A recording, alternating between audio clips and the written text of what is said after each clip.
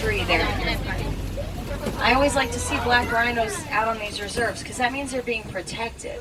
There are only about 5,000 of them left in the entire world. So we like to see them being taken care of as much as possible. They weigh about 3,000 pounds and they can charge at up to 35 miles an hour. So they're pretty tough. They don't have any natural predators. All right, take a look down here on the left as we go by, kind of down behind the bushes here. These are bongo. You can see they have those white stripes down their sides, similar to the okapi that helps them camouflage because it looks like sunlight coming through the trees. Both the male and female bongo have horns and they're curved back to help them get through the brush more easily. And then they come to a twist at the end and they use them to dig underground for roots to eat. The locals call bongo the ghosts of the forest because they're very rarely seen, so we're pretty lucky to get a glimpse of them out here. All right, now I'm going to head over to the Sapi River next. I always like to explore the Sapi River when I'm out on safaris because it's usually a pretty good place to find Nile hippos. Let's see if we can find any today. Oh yeah, I think I see some up there already. Take a look down where those logs are sticking out of the water there on the right. Now hippos are nocturnal animals, so they're usually more active at night. There's a big group of them here on the left too. Let me pull up so you can see on both sides here. Awesome.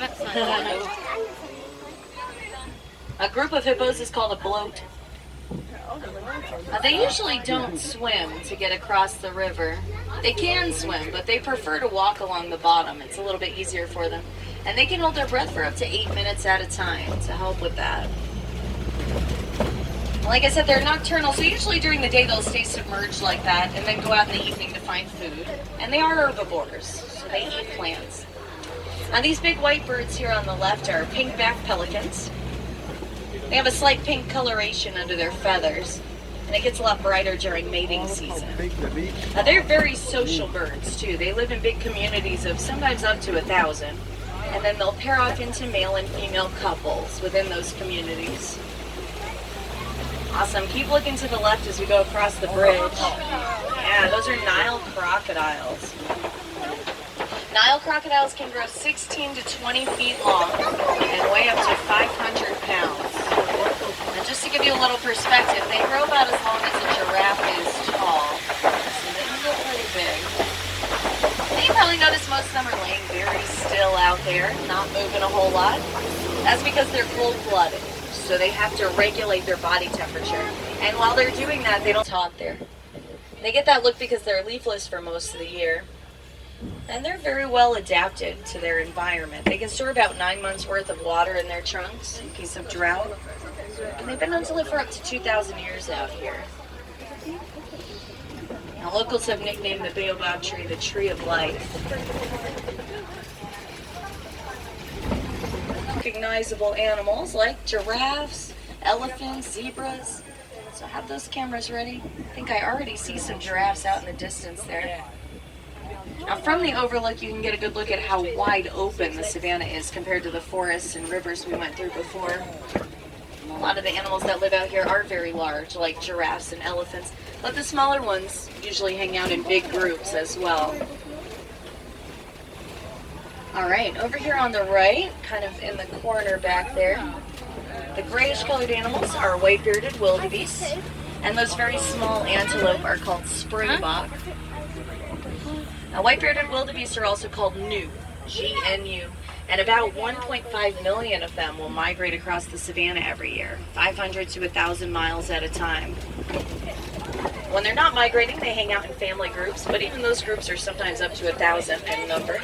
And when they sleep really close together for protection, but in rows with spaces between the rows. So if they have to run away from a predator, they can all go in the same direction without tripping over each other. Springbok get their name because they can jump 6 feet straight up in the air from standing, or 13 feet. They're also called African painted dogs because of those elaborate coat patterns. Now, they're very skilled at teamwork. They communicate and cooperate really well together, and because of that, they're the most successful hunters in all of Africa. Over here on the left, up on the hill, are sable antelope. And they're the official emblem of the Harambe Wildlife Reserve, so always pretty cool to see them out here.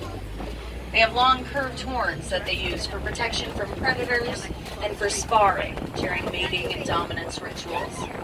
Alright, looks like we are going to get a little closer to a giraffe as we come around here on the left. And there were a few more out in the distance there too. Now the giraffes on the reserve are Maasai giraffes, and you can tell because their spots have jagged edges. They don't quite line up evenly with each other. Giraffes are the tallest land animals.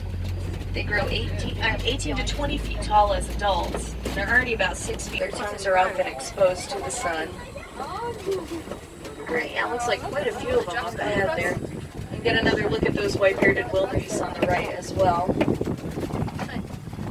Wildebeest is an Afrikaans word that means wild beast. And they get their nickname "nu" from the sound they make. It's a low grunting noise that kind of sounds like they're saying "nu, nu." Alright, I'm going to give that truck a moment to move forward. This giraffe here is a little close to the truck. We can't stop right next to them when they're that close. But it looks like there's a lot more up ahead where we can go and get a photo up for you.